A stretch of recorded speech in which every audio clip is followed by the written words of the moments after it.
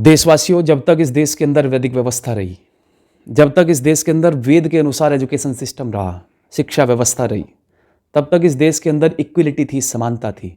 पुरुषों और स्त्रियों को समान रूप से पढ़ने का अधिकार था। लेकिन भारत देश के अंदर जब से दैत्य किस्म के लोग भारत देश के अंदर आए और यहाँ कर की संस्कृति को तोड़ने का प्रयास किया, बीच के दौर में स्त्री शिक्षा का पठन पाठन बंद हो गया था। और इस पठन पाठन को पुनः सुचारू रूप से चलाने के लिए आज हम एक ऐसी महान महिला समाज सेविका का जन्मदिवस भी मना रहे हैं।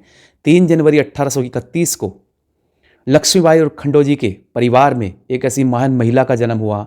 इस महान महिला का नाम सावित्रीबाई फुले था और सावित्रीबाई फुले ने 1848 में बालिकाओं की शिक्षा के लिए सबसे पहला कन्या पाठशाला महाराष्ट्र के अंदर खोली। और कहते हैं कि किसी भी व्यक्तित्व के जीवन में विकास के लिए यदि उसके जीवन साथी का साथ मिल जाए तो कठिन से कठिन काम भी आसानी से हो जाता है।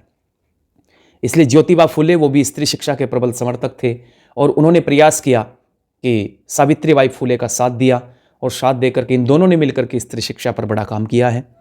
और सावित्रीबाई फुले ने लगातार अपने जीवन में संघर्ष झेला है।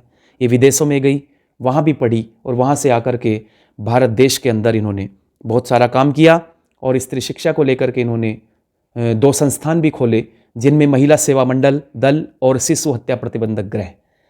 2 काव्य रचनाएं भी इनकी बहुत प्रसिद्ध है पूरे जीवन काल में जो इन्होंने लिखी हैं, एक काव्य फुले और दूसरी सुबोध रत्नाकर। तो ऐसी महान महिला जो स्त्री शिक्षा की प्रबल समर्थक थी।